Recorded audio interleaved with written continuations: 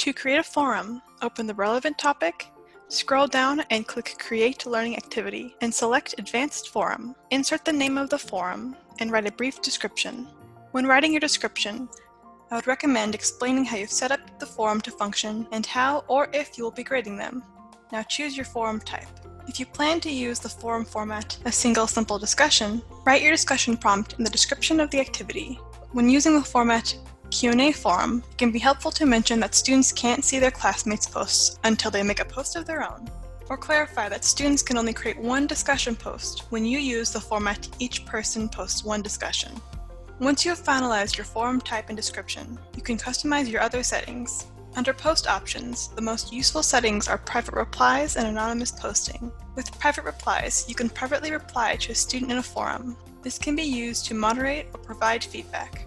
Anonymous posting hides the author's names in a forum. This can be used to encourage interesting conversations or address sensitive topics.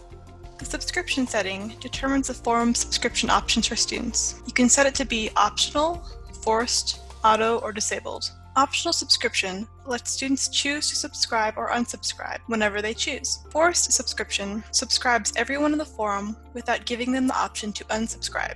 Auto subscription automatically subscribes everyone to the forum but gives them the option to unsubscribe. Subscription disabled does not give students the option to subscribe to the forum. Discussion locking will prevent any more posts being made after a period of inactivity in the forum. One thing to note, currently, you are unable to set due dates and close dates for forums, so if you wish to close it, you will have to hide the activity. Post threshold for blocking limits the amount of posts students can make for a certain amount of time. This makes sure that students don't spam the forums.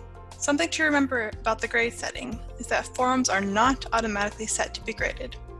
If you want a forum to be graded, you will need to set the grade type to manual and then assign the number of points. The common module settings for the forum is where you go when you wish to use groups, like small discussion groups. If you have not already created and assigned groups in your course, you will have no group options to select in this setting. Please read our chapter in Moodle Basics for Faculty on creating discussion groups if you would like to learn more. When you are finished adjusting your settings, click Save and Display, and if you are using a Q&A forum, you'll need to make one or more discussion posts so students can reply. Happy posting!